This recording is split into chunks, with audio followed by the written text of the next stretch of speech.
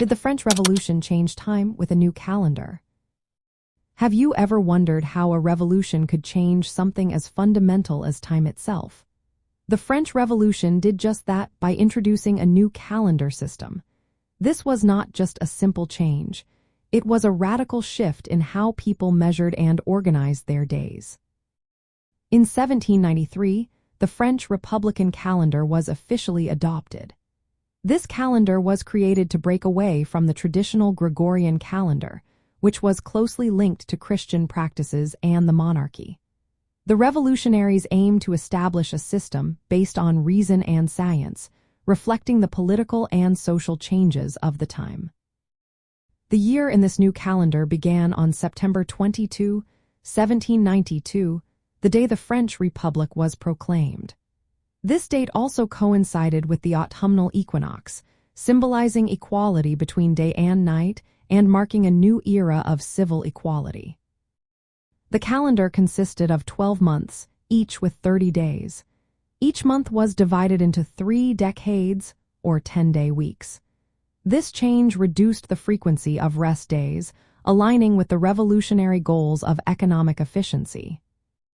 Instead of traditional day names, the calendar used numbers.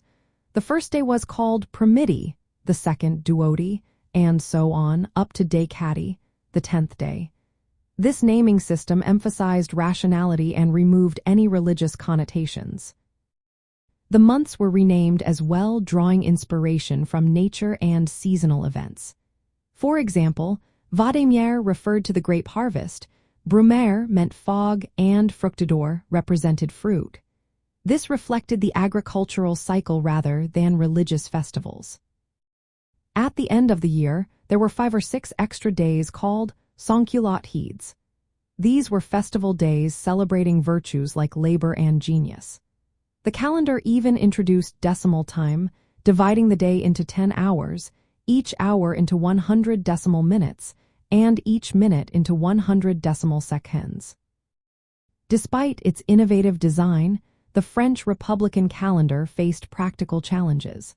It was hard to coordinate with countries that still use the Gregorian calendar. Many people outside revolutionary Paris struggled to accept this new system, as they were still attached to traditional religious and cultural practices. Ultimately, Napoleon abolished the calendar in 1805, reinstating the Gregorian calendar starting January 1, 1806.